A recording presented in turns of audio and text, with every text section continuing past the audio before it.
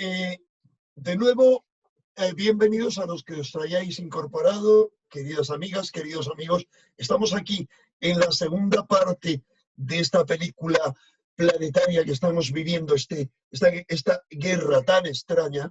Y no voy a volver a presentar al doctor Poveda, iros a la primera parte, pero el doctor Poveda es desde hace más de 3 décadas profesor del Departamento de Psiquiatría de la Universidad Autónoma de Madrid. Ahora es profesor emérito, como tal está ejerciendo en este momento. Nos habla desde la capital de Camboya, Phnom Penh, y su currículum es larguísimo. Está ya resumido en el vídeo anterior y en este y en todos lo veréis debajo de la pantalla. Más información que le interese que lo vea. Pero, entre otras 1000 cosas, licenciado en Medicina, Cirugía, licenciado en Filosofía y Letras, doctorado en Psiquiatría, especialista en un montón de cosas, entre otras en gerencia hospitalaria, y como tal ha ejercido en la Comunidad de Madrid en posición prominente de jefatura. Por lo tanto, conoce muy bien el tema de los hospitales, pero lo conoce sobre todo porque ha trabajado en ello en 3 continentes. No solamente ahora en Camboya, sino en buena parte de Asia, sobre todo en la India. En fin, ha estado en 1000 sitios, ha estado como investigador, como profesor en 2 universidades mexicanas, en el Instituto Max Planck de Múnich, en la Universidad de California, San Francisco. No voy a más, doctor Poveda, porque si no, hablo más que tú.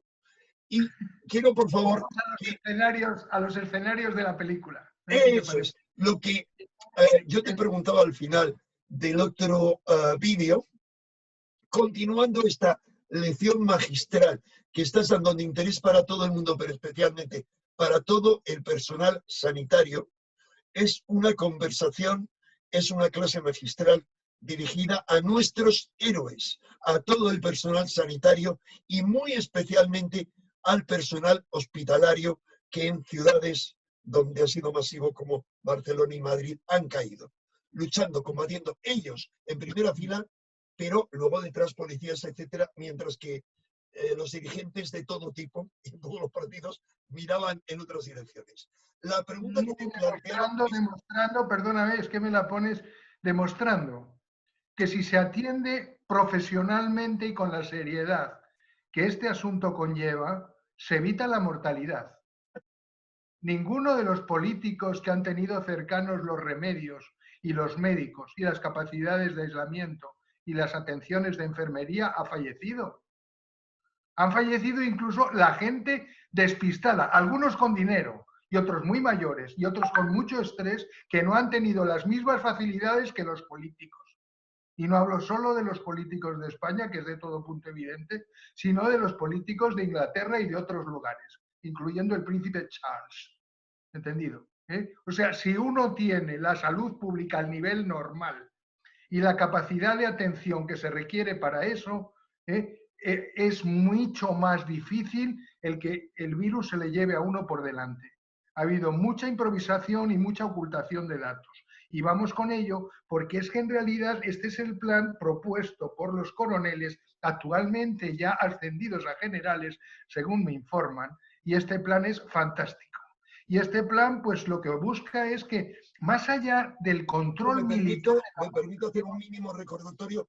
Este es un plan que fue propuesto en 1999 por los coroneles, que ya ponen ahí el nombre, que ahora son generales. Y nos vas a narrar qué es lo que buscan y qué debe perseguir una guerra para ser sin restricciones. Adelante. Bueno, pues es una guerra donde más allá de lo militar se ejerce la violencia, pero la violencia en una serie de escenarios que aparentemente no son militares en sentido estricto. O sea, una guerra de trincheras es absurda en el siglo XXI. Una guerra vírica donde lo viral es uno de los escenarios de la guerra, que es excelente porque sirve para colapsar pues uno de los componentes, que es la propia economía, los propios mercados de valores, se pueden colapsar a partir de aquello que decía uno, una mariposa que se mueve en Hong Kong puede provocar una movida en la otra parte del mundo. Pues sí, y un virus de repente que se mueve en Wuhan puede montar un jaleo en la bolsa de Wall Street. El mercado de valores es el segundo de los escenarios que estos autores han destacado. El primero de los escenarios era cómo irse al copo de las instituciones internacionales que podían quebrar el estado general de comercio y existente entre la población. Pero para que la guerra sea sin límites, lo que busca es que, más allá de lo militar, se realicen acciones irrestrictas, sin limitaciones, que machaquen la seguridad de la gente. Que machaquen la seguridad. ¿Cómo sería eso? ¿Cuál es el objetivo de esa guerra sin restricciones para machacar la seguridad de la gente? Bueno, hay una serie de títulos, pues hay una serie, hombre, por supuesto, que los míos, quien sea que está moviendo ahí, tengan un control prácticamente absoluto. Y uno de los pasos fundamentales, método es camino hacia, como siempre palabras griegas, es el camino hacia. Pues para que eso se consiga es fundamental desde el punto de vista objetivo y desde el punto de vista que yo veo como psiquiatra y como médico es destrozar tu propia confianza en ti, destrozar la confianza de ti en tu gente, en tu familia, en los que te rodean, provocar el mosqueo. Y además entre tus vecinos. Y además de tus vecinos, que incluso la desconfianza la extiendas a los responsables de cuidarte, a los que tú con tus impuestos estás pagando, y convertirlos en tus enemigos, que te meten multas o te jalean malamente, para que aún ya te hagas el lío total. Y por tu propia seguridad, que esas personas que se llaman servidores del orden te tengan detenido en tu casa por tu bien. Eso produce un aniñamiento muy salvaje, una subversión de la autoestima. Eso produce mucho malestar en salud mental. El desmadre de la salud mental en Estados Unidos es fantástico, porque como en Estados Unidos encima no hay servicios de salud pública como los que hay en Europa, pues entonces uno tiene que pagarse allí hasta el médico para que te haga la receta que tú vas luego a pagar en la farmacia. O sea, en realidad es como que hubiera un doble pago. En psiquiatría, pues bueno, la psicoterapia sería un tercer pago. Vamos a ver si nos aclaramos. O sea, para tener una receta sin la cual no te dan los psicofármacos, tienes que haber cotizado allí al médico pagándole para que te haga la receta, que luego tú pagarás en la farmacia. Pero claro, además, si pretendes que el médico pues haga el logos kalos, que fue la manera en que Laín Entralgo traducía del griego las bellas palabras psicoterapéuticas con las que ayudas al paciente para que se sienta mejor y vea que la cosa tal, pues la psicoterapia además habría que pagarla pues a 100 o a 200 la hora. Entonces, en Estados Unidos la salud mental está ahora, vamos, en unos niveles bajísimos. Imagínate que en Estados Unidos, de los estados del sur, se va la gente a comprar medicamentos fines de semana o semanas largas a México, a las farmacias. ¿Por qué? Por dos simples y elementarias razones. No tienes que pagar al médico y te lo venden a un precio que puede ser un tercio del precio del otro lado. Y en Canadá pasa lo mismo. Se va la gente de los estados del norte, ¿me entiendes? De los estados pues, cercanos, pues allá arriba, Nueva York, a las gentes de Michigan, las gentes de Detroit, las gentes de los estados del norte, cruzan a Canadá a comprar barato. Y si de paso pues te traes unas botellas de México de tequila o te pasas unos días divertidos, pues mejor.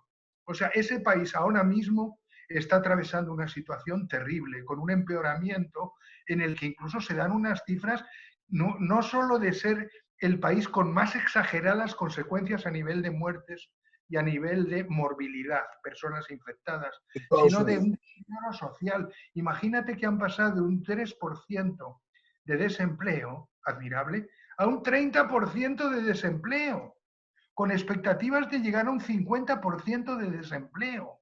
Eso tiene unos efectos globales salvajes, porque si te das cuenta, imagínate toda la gente de Sudamérica que ha encontrado acomodo trabajando en Estados Unidos.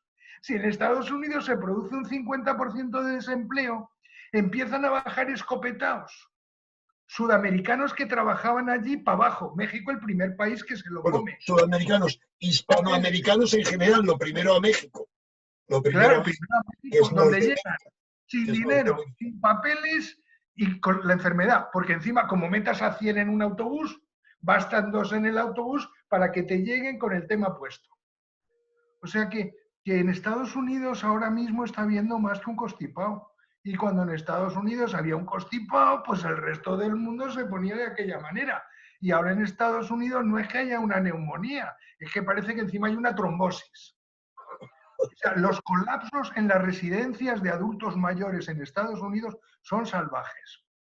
Y luego encima hay una discrepancia, porque claro, pues allí como son menos totalitarios o se les nota más que en algunos países del sur de Europa, pues entonces se está notando que el presidente se muere de la risa de los consejos que le da el experto. Y que el experto no se atreve pues a decirle un poco más al presidente porque si aprieta le echa. Entonces, y eso está con las Un poquito mascarillas. difícil. No quiero, doctor Poveda, entrar en escenarios porque nos has hablado de toda una película, el doctor Fauci, su pasado y su nivel de poder, o nos has hablado de otro tema que yo quería haber hecho un vídeo estos días, pero falta de tiempo y el introducir esta lección magistral tuya, que es la confrontación de Estados Unidos y China. Pero, por último, quería que, por favor, preguntarte si en esta guerra actual en la que estamos metidos ya se incluye alguno de los 12 escenarios que describieron esos brillantes coroneles chinos hace ni más ni menos que 21 años. Y que por favor nos cuentes cómo se van cumpliendo. ¿Quieres enumerar primero los escenarios o quieres... Vamos primero a enumerar escenarios y a ver si tenemos bingo. Pero mi impresión es que para el bingo nos faltan 2. Las 2 son que caiga la conexión de Internet a nivel mundial y que el hambre ya sea de salir con armas por la calle a por comida. Esos son los 2 que nos van a faltar, pero veamos los previos. El primero de ellos era guerra de las leyes internacionales, o sea, había que irse a controlar las zonas donde se daban las ideas claras, la ONU o la OMS, por ejemplo. Pues claro, si la ONU, donde se dan las ideas claras para pacificar, los cuatro países que tienen veto son los máximos vendedores de armas, ¿cómo los 4 países que se benefician más vendiendo armas van a beneficiarse de la paz? Pues parece que lo tienen difícil y no les importa. Entonces ahí hay una contradicción muy seria y ahí están involucrados, obviamente, Estados Unidos, China, Rusia, Inglaterra, Francia. Pero bien, sigamos al segundo escenario. El segundo es guerra de las drogas. De la salud. ¿O antes quieres hablar de otra? Sí. No, al hablar, claro, dentro de esa guerra de las leyes internacionales junto a la ONU, la Organización Mundial de la Salud es que tiene perplejo al personal. A Trump no le tiene perplejo, ha dicho que no les pasa ni un duro más.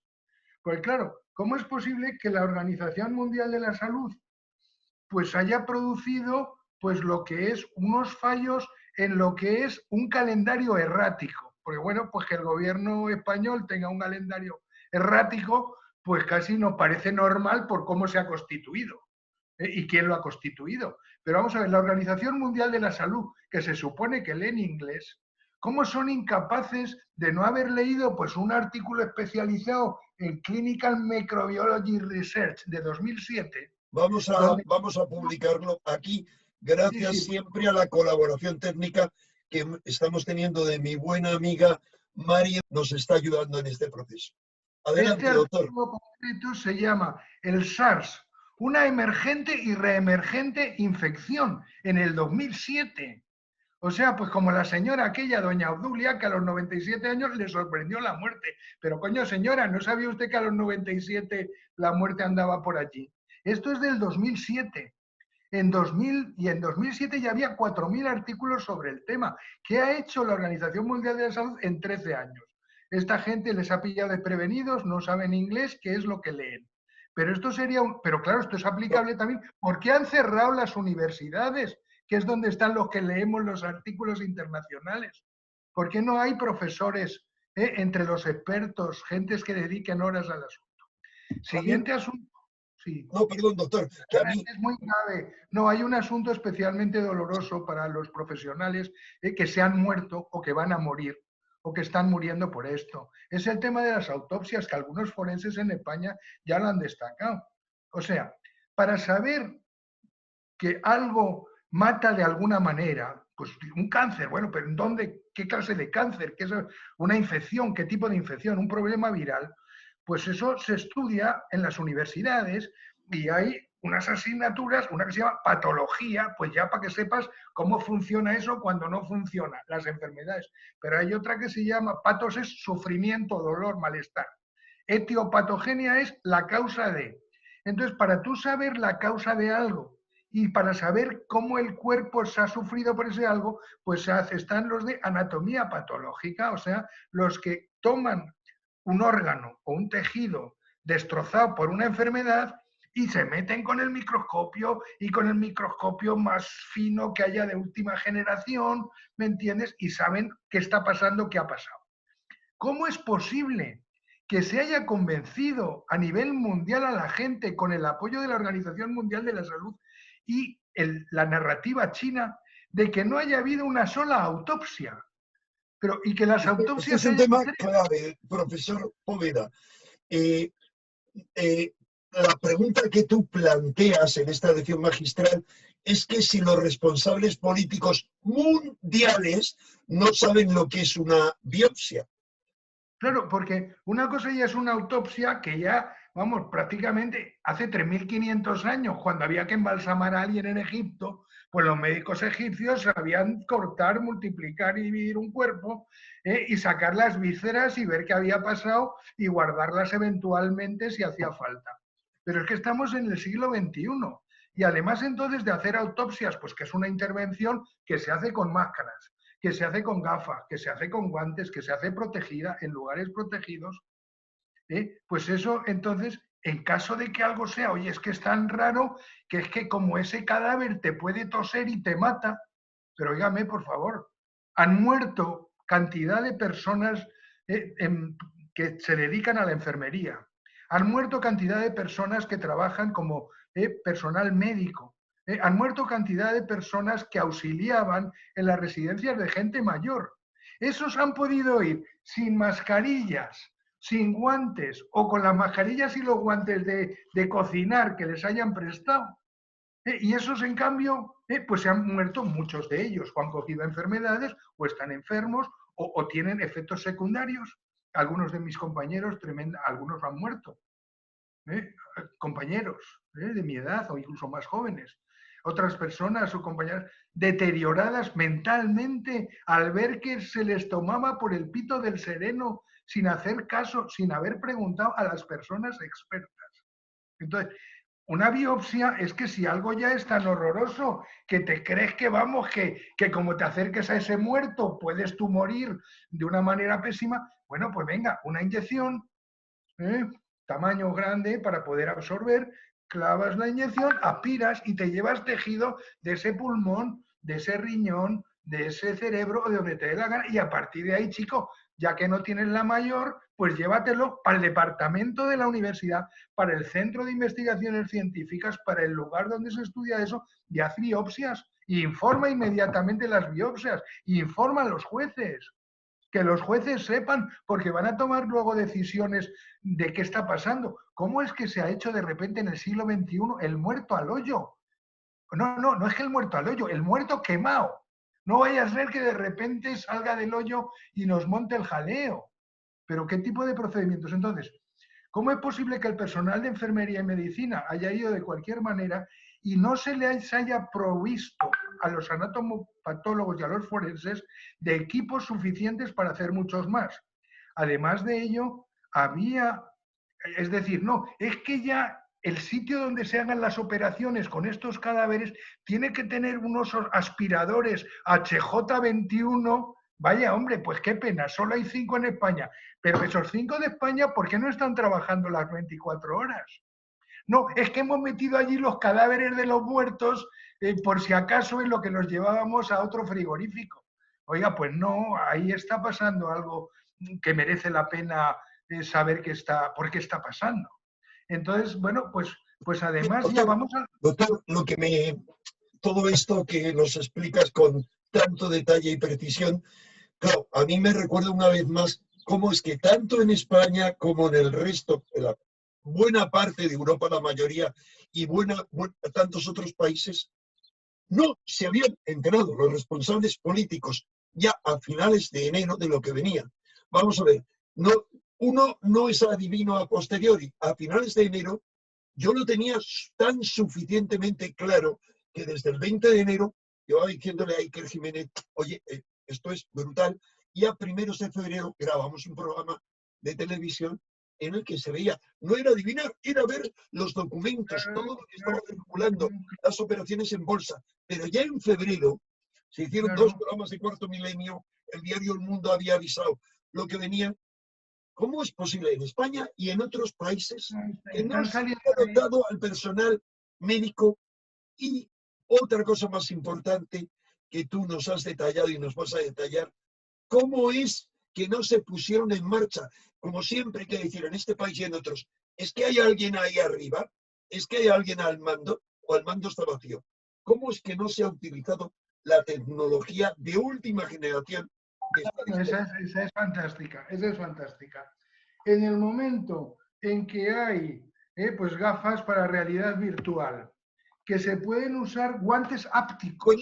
Cuéntanos mínimo, por favor, cómo funciona la realidad virtual y cómo la pueden utilizar los médicos. Mínimo. Bueno, la realidad virtual se está utilizando ya pues para entrenar no solo en anatomía a la gente, porque claro, pues con las gafas te las puedes colocar y meterte casi físicamente con un realismo brutal en el propio corazón, estudiar qué es cómo las válvulas funcionan, escuchar a las válvulas funcionando. Puedes ver cuando hay un infarto, verlo visualmente allí que está ocurriendo. Puedes irte a los pulmones y ver cómo los pulmones, qué les pasa cuando se fuma y por qué pues se pueden poner como muy negros, y ver con realismo absoluto que si al contrario se toman las medidas preventivas, se recupera el color de los pulmones. Entonces eso tiene un impacto visual para la gente porque le entra por los ojos, por los oídos, con una presencia brutal que es un impacto. Pues entonces, además de eso, Perdón, doctor, esto nos permite, por ejemplo, realidad virtual, como otros elementos como la telemedicina, un montón de cosas más, nos permite a toda la distancia que sea, por ejemplo, a la hora de hacer la biopsia, la necropsia, a mucha distancia del cadáver, operar sin poder. Desde el 2019 se pueden consultar en Internet cantidad de sistemas a la venta para poder hacer simulaciones de cirugía y realidad virtual. Entonces, ¿cómo es posible? Guantes ápticos se llaman, donde los movimientos que uno hace aquí los activa un robot en aquella distancia. ¿Cómo es posible que no se hayan utilizado en ningún momento sistemas de estos en el último año? No se haya desarrollado un solo duro para decir, vamos a aplicar esto, vamos a ver si metemos la pata. O hacemos Profesor algo. Poveda, ¿esa tecnología ya existía en España en enero de 2020 o no? En 2019 se empezaron a vender aparatos para enseñar intervenciones a distancia con tecnología de realidad virtual para entrenar primero.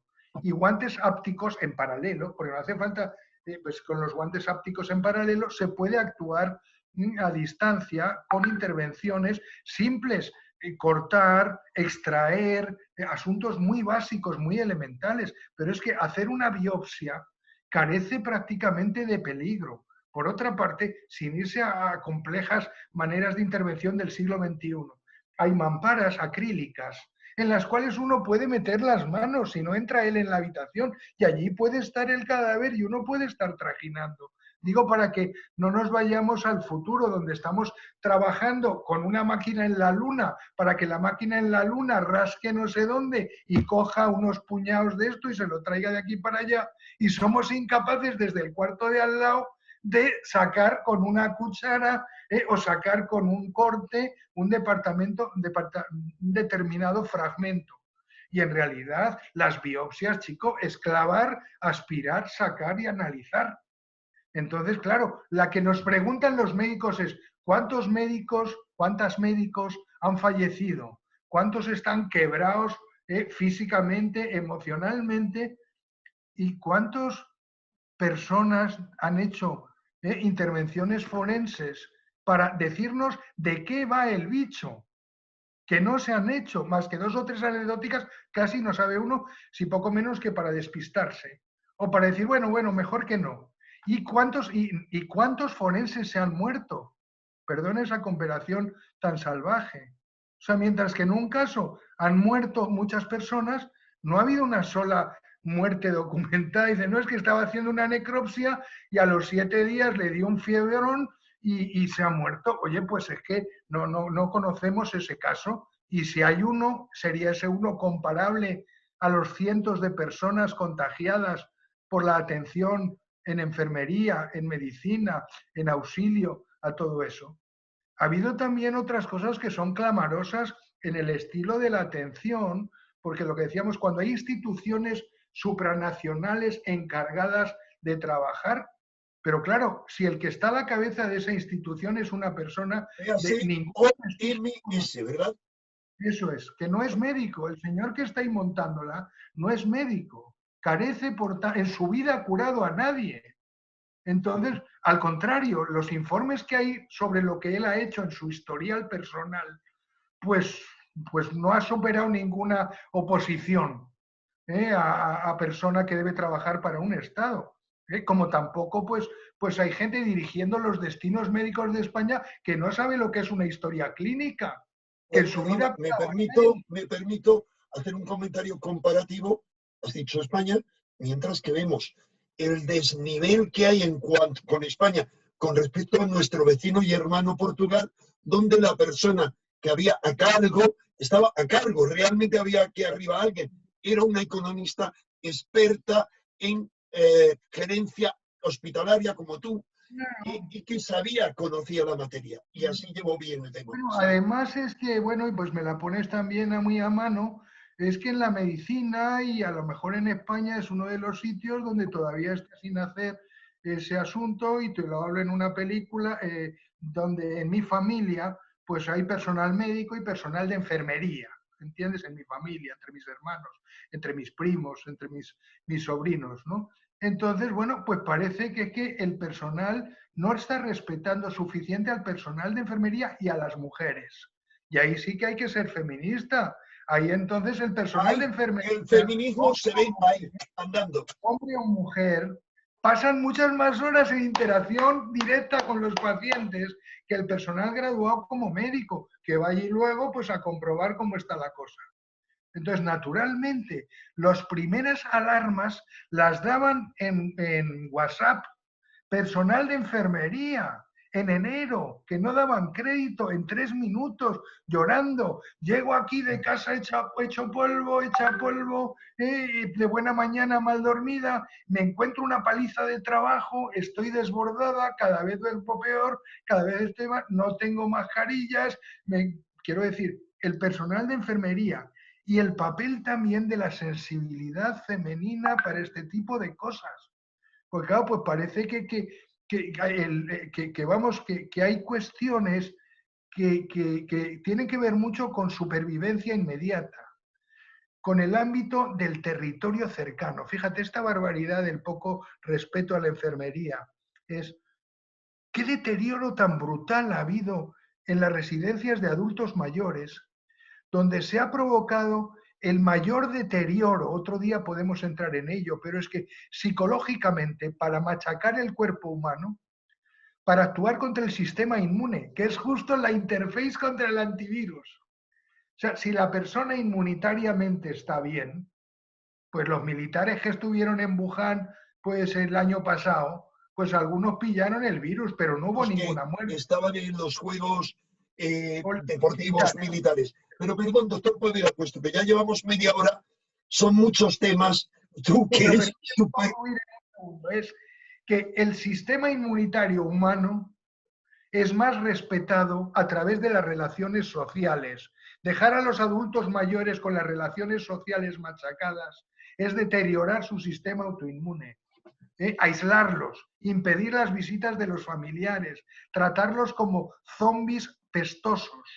Y ya encima, no respetar a los adultos mayores es montar un precedente para que la gente joven de ahora, cuando sean adultos mayores, si es que llegan, se encuentren que sus personas que le siguen digan, no, si faltan ventiladores, empieza por este, que ya lo hizo él en 2020. Ese es un tema que en un futuro, porque esta lección es larga, en un futuro más o menos distante, me encantaría tocar contigo cómo lo que se está haciendo es tan monstruoso, que es todo lo contrario. Tú lo has dicho, tú lo has escrito, tú me lo has detallado, doctor Poveda, todo lo contrario de lo que han hecho todas las civilizaciones, todas las culturas tradicionales. Venerar a los ancianos, el chamanismo a nivel planetario, venerables, solo venerables, no, ahora son los desechos, son la carne de cañón a los que se lanza a primera fila de combate para que caigan. Pero, doctor Poveda, ya se nos acaba el tiempo y todavía esta lección es larga, nos quedan más episodios. ¿Te parece que continuemos en el siguiente vídeo hablando de esos escenarios descritos por los coroneles chinos hace 21 años y cómo se están cumpliendo? Con mucho gusto. Adelante. Profesor Poveda, muchas gracias por tu amabilidad. Encantado. Hasta la próxima.